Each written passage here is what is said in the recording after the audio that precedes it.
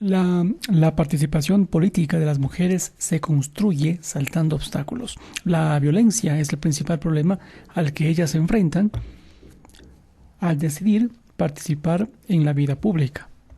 Un artículo que lo encuentro en GK City por Luis Briceño Pazmiño, este día 20 de junio. El testimonio empieza con Jennifer López. Llegó a ser alcaldesa del Cantón Paltas, en la provincia de Loja. Para quienes no lo conocen, de una manera inesperada ganó su cargo en los tribunales. El camino a la alcaldía lo libró en el Tribunal Contencioso Electoral después de que interpusiera y ganara la primera demanda por violencia política de género en el país. La denuncia fue en contra del entonces alcalde de Paltas, Jorge Luis Feijóo, después de que él agotara todos los recursos legales para mantenerse en su cargo el día 31 de agosto de 2022, 8 meses antes de las elecciones seccionales de este 2023. Feijóo fue removido. Así lo presentó un precedente que ayudaría a otras mujeres del país. A pesar de que Jennifer estuvo solo 8 meses en la alcaldía, su camino en la política comenzó desde el colegio, cuando ni siquiera se atrevía a ser candidata para el consejo estudiantil. Ese fue la jefa de campaña de un grupo de compañeros que sí se postularon. Con el tiempo se fue acercando a la política hasta que en el año 2019 ganó la concejalía del Cantón Paltas por el movimiento Creando Oportunidades Creo. Tras ser posesionada como concejala, fue elegida como vicealcaldesa. Era la única mujer en toda la concejalía y me correspondía, dice, ese cargo por ley. Esto dice López. Se refiere al artículo al artículo 3 del Código Orgánico de Organización Territorial, Autonomía y Descentralización COTAD, que establece que si el alcalde es hombre, la vicealcaldía la debe ocupar una mujer y viceversa. Lo de la paridad de género. Antes de asumir su cargo comenzaron los roces con Jorge Luis Feijóo.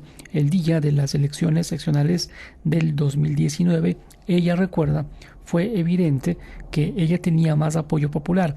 Los conocidos de Jennifer, que estaban en estas juntas receptoras del voto, le decían, ya no nos daban las hojitas para ir poniendo los cuadritos porque era bastante.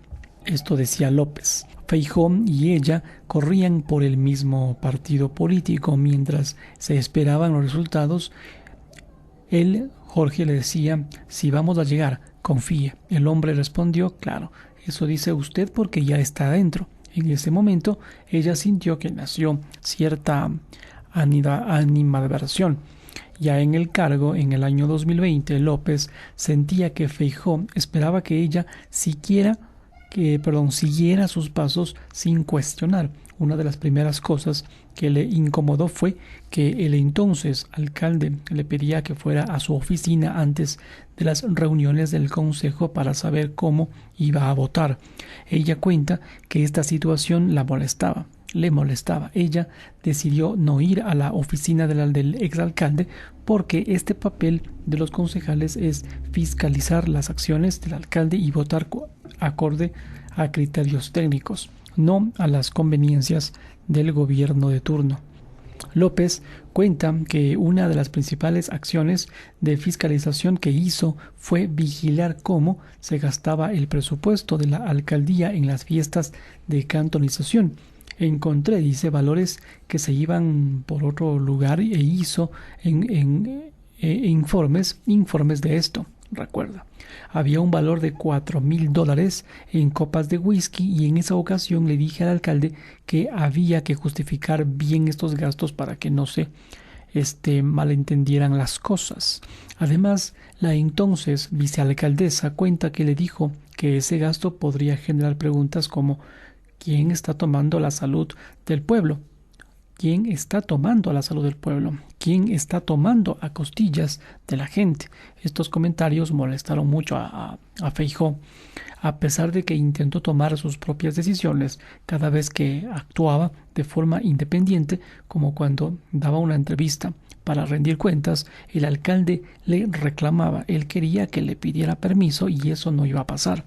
Explicaba López, cuando una mujer es impedida o criticada al ejercer poder político solo por ser mujer, está viviendo violencia política. Este concepto es parte del estudio Violencia política contra las mujeres en el Ecuador. El documento dice que la violencia en contra de la mujer en la política tiene como consecuencia los bajos niveles de participación durante las elecciones. En el Ecuador, las brechas de género más significativas, detalla el documento, se dan a nivel municipal y de prefectura. Los resultados de las últimas elecciones seccionales en febrero del 2023 son un ejemplo. De estas 186 candidaturas para las prefecturas de 23 provincias, solo 46 fueron mujeres, equivalente 24.7%. De las 1.539 candidaturas a las alcaldías de 221 cantones, solo 470 fueron mujeres, equivalente 30.5% frente a 1.079 hombres. Aunque las cifras son bajas, este Observatorio Nacional de Participación Política de la Mujer dice que en este año en curso 2023 hubo un incremento del 10.9% de participación de la mujer en las alcaldías en comparación a 2019 y en las prefecturas del incremento fue de apenas el 13%. La participación política de la mujer es un tema que preocupa a quienes han luchado por la igualdad de género. Por eso uno de los 5 puntos urgentes es de este balance de la situación de la mujer ecuatoriana, escrito por organizaciones que trabajan por derechos de las mujeres, menciona este tema.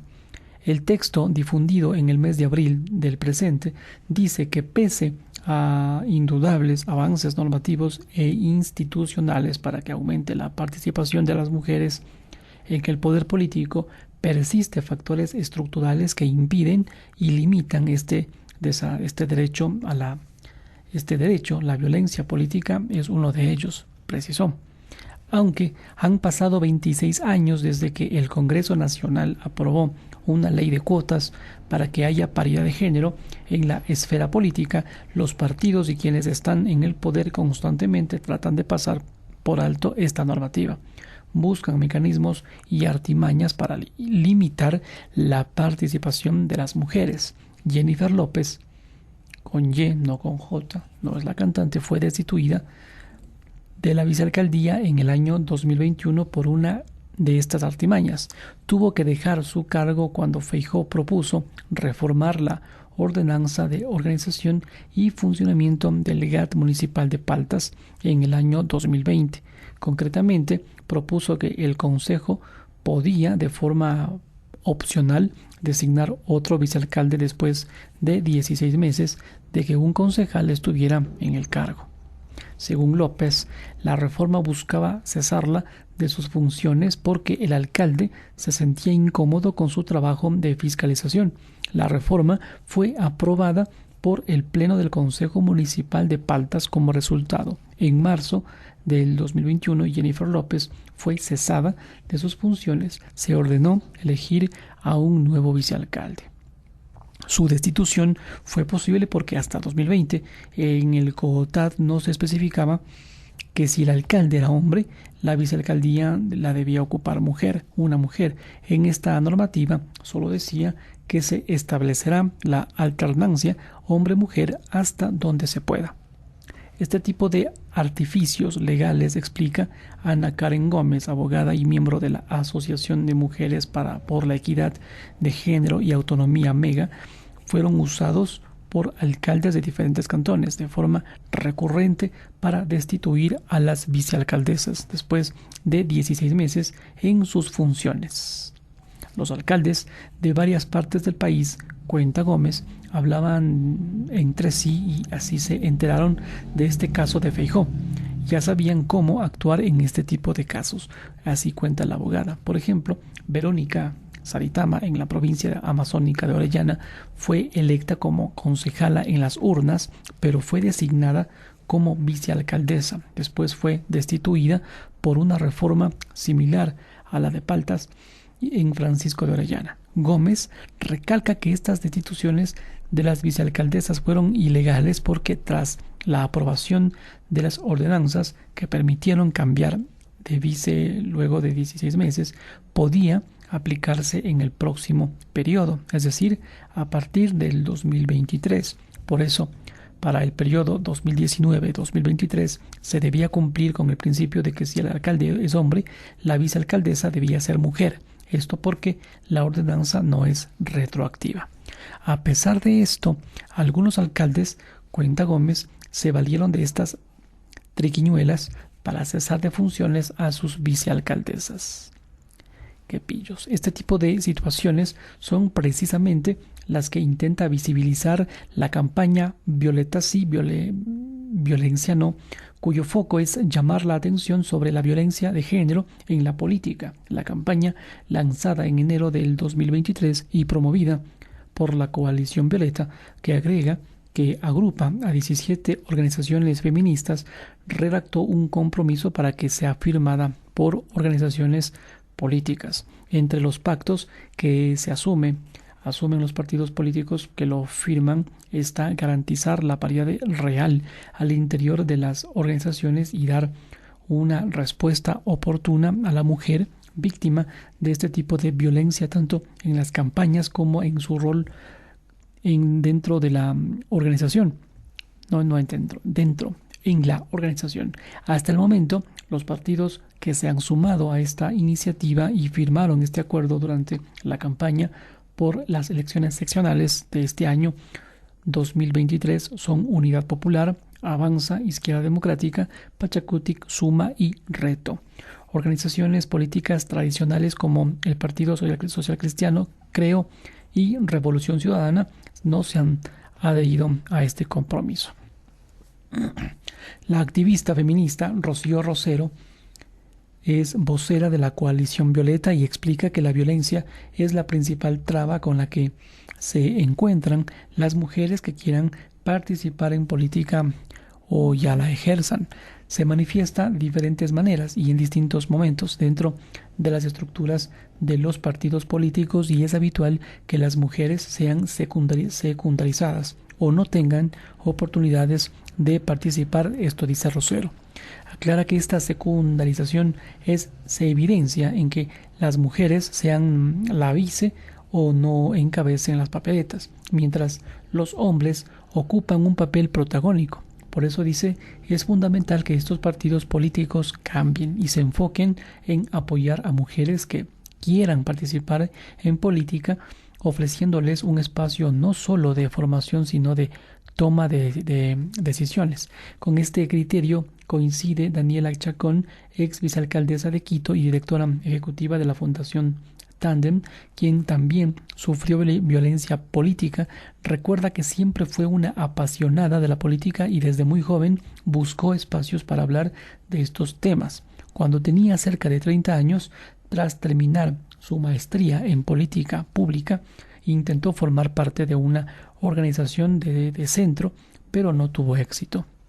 Lastimosamente, Chacón asegura que en ese entonces las organizaciones no estaban dispuestas a integrar a mujeres y mucho menos jóvenes. Se sintió decepcionada. No aspiraba a que me den una candidatura, pero sí encontrar espacios para jóvenes, cuenta Chacón. En medio de esta búsqueda encontró al partido Sociedad, Unidad más Acción, Suma, un movimiento que era nuevo y no tenía estructuras establecidas y definidas. Así comenzó a trabajar para la candidatura de Mauricio Rodas a la alcaldía de Quito.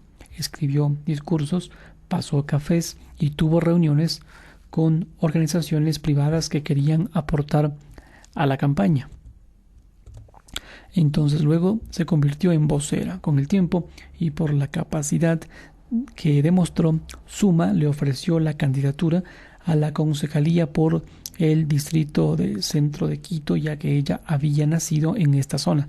Y como dice Chacón, para cumplir con la cuota de género, no encabezó la lista.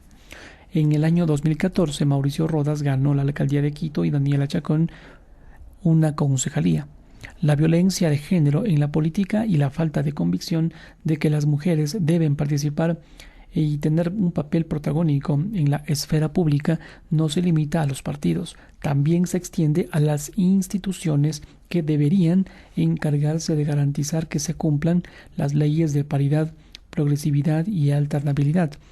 El 23 de mayo del 2023, cientos de mujeres escucharon con desconcierto e indignación a la presidenta del Consejo Nacional Electoral, Diana Tamaint, cuando en una rueda de prensa anunció que como eran unas elecciones extraordinarias para completar el periodo presidencial 2021-2025, no conllevaba la obligación marcada por la legislación, en referencia al Código de la Democracia. En las listas, dijo la presidenta del CNE, la cuota de género sería del 30% y no del 50%. La presidenta del CNE agregó que la decisión del porcentaje quedaba a discreción de los partidos políticos. Una resolución inaudita que pisoteaba los derechos de las mujeres. Así describe Ana Karen Gómez la decisión del CNE para protestar por lo que consideraban una ilegalidad y exigir que se cumpliera esta ley. Colectivos feministas interpusieron una acción de protección ante el Tribunal Contencioso Electoral. Gómez dice además que cuando el CNE desconoció la paridad de género y progresividad, básicamente se desconoció la ley, y no se puede desconocer la ley porque te da la gana y argumentar que es una excepcionalidad, explica la abogada.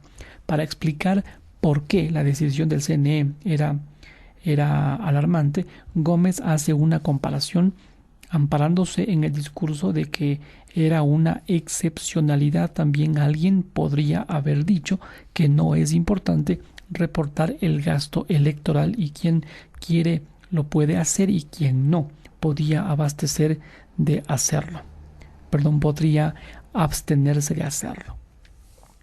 Por otro lado, Mónica Vanegas, directora del Observatorio Nacional de la Participación Política de la Mujer, coincide con ese criterio. Explica que el Código de la Democracia establece que la aplicación de esta progresividad, las mujeres debían encabezar las listas en un 50% de forma paulatina durante 3 elecciones. Se aplicará en las próximas elecciones. No especificaba si son atípicas, ordinarias o extraordinarias. Solamente decía subsiguientes. Y la subsiguiente a las anteriores son las que vienen ahora en agosto 2023.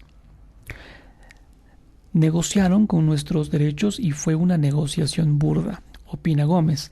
La abogada recalca que el CNE justificó esta medida porque las organizaciones políticas dijeron que no tenían suficiente tiempo para cumplir la paridad por tratarse de una elección anticipada.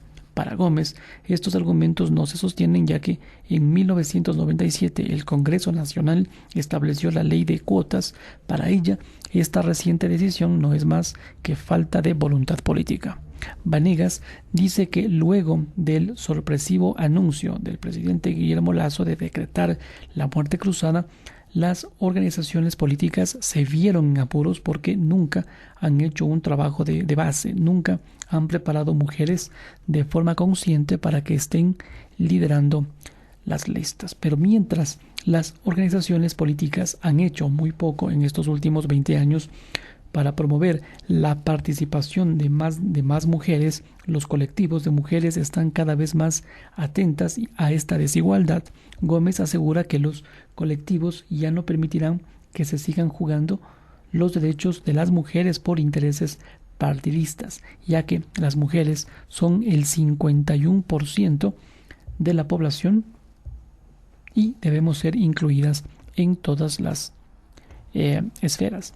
Con voz firme, Rocío Rosero dice que para la democracia sea sostenible es fundamental que las mujeres formen parte de la vida política y pública en igual condiciones que los hombres. Si una democracia sigue excluyendo las demandas y los intereses de este 51% de la población se seguirán en riesgo, porque no se toman en cuenta sus necesidades ni tampoco se crean políticas públicas enfocadas en sus necesidades. Karen Ponce, directora de Mega, explica que la violencia política de género afecta la democracia porque se ataca a todos los principios por los que se reconoce a este sistema. Se entiende que en democracia los ciudadanos no vemos como iguales ante la ley. Nos vemos como iguales ante la ley y tenemos oportunidades y capacidades iguales. Ponce recalca que bajo esa consideración, tanto hombres como mujeres podemos votar, ambos podemos ser elegidos, tomar decisiones en espacios de poder, podemos generar incidencia en diferentes ámbitos de la vida pública. En este sentido, continúa, en el momento que esas premisas no se cumplen, algo está ocurriendo porque se están vulnerando los derechos de ese otro, que en este caso son de las mujeres. La experta concluye que si no nos están viendo como iguales, entonces no es un sistema democrático. Si no quieren que participemos, no es un sistema democrático. Si una mujer entra a la política, cambia la mujer. Si muchas mujeres entran a la política, cambia la política. Esto dice Michelle Bachelet, ex directora global de la ONU Mujeres y primera presidenta de Chile durante una conferencia. Con estas palabras se identifica Jennifer López, quien vivió violencia política durante 3 años mientras intentaba ejercer sus funciones como vicealcaldesa y concejala del cantón Paltas. López cuenta que los mayores atropellos ocurrieron después de que criticara una convocatoria extraordinaria que realizó el alcalde Feijóo con 24 horas de anticipación para tratar y aprobar un tema importante. La reunión era para dar a conocer sobre el endeudamiento en el que iba a incurrir la alcaldía para construir un proyecto de agua potable para 14 barrios del cantón por un monto de $13 millones. López cuenta que ella alcanzó a revisar los estudios previos del proyecto y encontró varias irregularidades, como que se pretendía hacer expropiaciones sin haber informado a los afectados, por lo que pidió que se amplíe el plazo para analizar la propuesta. Después de esto, el señor se encargó de dañar mi reputación y enviaba oficios a los líderes barriales en donde me señalaba de atrasapueblos, de no permitir que las personas tengan una mejor calidad de vida. Recuerda, también se acuerda de que Feijóo le acusó de haber falsificado firmas en la notaría que había trabajado antes de ser candidata a concejala. No tenían ninguna prueba de lo que me acusaban y nunca lo pudieron demostrar. En esta última acción fue la que impulsó a denunciar a Feijóo ante el Tribunal Contencioso por violencia política de género. López recibió asesoría de varias organizaciones, entre ellas Mega. El maltrato de Feijóo empezó a afectar todos los aspectos de su vida. Las personas la dejaron de saludar en la calle, en diferentes lugares, como en escuelas. Le pedían que no fuera porque si el alcalde se enteraba que había ido, ponían en riesgo obras que él les había ofrecido. Sentía que no servía, que no podía hacer las cosas. Cuenta López con tristeza cuando se acuerda de esa época de su vida. La situación escaló tanto al punto que un día una amiga de López le pidió que borrara un mensaje de cumpleaños que ella le había dejado en su muro de Facebook. Textualmente me dijo que por favor lo quiera porque si el alcalde me dijo que por favor lo quitara porque si el alcalde lo veía ponía en riesgo su trabajo en la municipalidad. Recuerda, López asegura que en muchas ocasiones sentía que ya no podía más y que su salud mental se vio afectada por estos constantes ataques que sufría por parte de Feijóo. Los ataques nunca iban para más, para mi cumpleaños, para mis compañeros concejales hombres que me apoyaban, eran únicamente contra mí por ser mujer. Daniela Chacón entiende lo que experimentó López, ya que ella recibió ataques similares mientras fue concejala y vicealcaldesa de Quito. Entre los años 2014 y 2016. Cuenta que la violencia comenzó apenas se posesionó como concejala. Al inicio hubo una especie como de obsesión por el que fuera soltera, explica Chacón, y que más adelante se transformó en una sexualización permanente por parte de sus compañeros de trabajo, que la invitaban a salir sin fines profesionales o laborales. Estas actitudes, que parecen sutiles, solo reafirman los estereotipos de género, una visión y forma de violencia en las que se considera que las mujeres deben ocupar solo un rol en la sociedad, y ese rol está lejos de la vida pública. Chacón recuerda además que la peor parte de la violencia sucedió cuando decidió distanciarse del exalcalde de Quito, Mauricio Rodas. Renunció a su cargo de vicealcaldesa y denunció irregularidades por la contratación de un asesor ad honorem. Tras la denuncia, Chacón recuerda que alguien mandó a hacer una pancarta con una foto en la que salía ella con un vestido al lado del asesor denunciado por Chacón. La pancarta decía que Daniela Chacón había denunciado la contratación del asesor ad honorem porque era su amante. Y como a ella no le habían tocado una tajada, se desquitaba haciendo la denuncia contra esa contratación. Cada vez que ella salía de un evento público como concejala, un grupo de personas sostenía esta pancarta. También recuerda que la imagen se viralizó por WhatsApp. A pesar de que Jennifer López y Daniela Chacón no se conocen, les une una sola causa. Ambas, desde sus espacios, trabajan porque más mujeres se empoderen y participen en política. Chacón, desde la Fundación Tandem, realiza talleres de empoderamiento para mujeres que ya están en la política. López creó Las Venturas, un espacio en el que imparte talleres de liderazgo a mujeres jóvenes que están interesadas en participar en política. Jennifer López asegura que se necesita que más mujeres se sientan seguras de sí mismas para participar en política, y que es hora de que en los pequeños cantones como el que ella pertenece, las mujeres ya no pidan estar al final de la lista o penúltimas porque sienten temor de participar. La única forma que esto pase es que las mujeres que ya se han recorrido este tumultuoso camino de la vida política se las dé una mano. Así opina López. Y estoy de acuerdo. Chacón no está segura si un día volverá a la política, ya que los ataques que ella recibió le han dejado secuelas. Sin embargo, está convencida de que las mujeres deben participar en la vida política. Reconoce que en el país han habido cambios gracias a mujeres como Jennifer, que se han atrevido a denunciar. En la época que ella trabajó como concejala, dice, no se conocía con exactitud lo que era violencia política, y todo esto y todo su círculo le recomendó pues que no denunciara para evitar más problemas.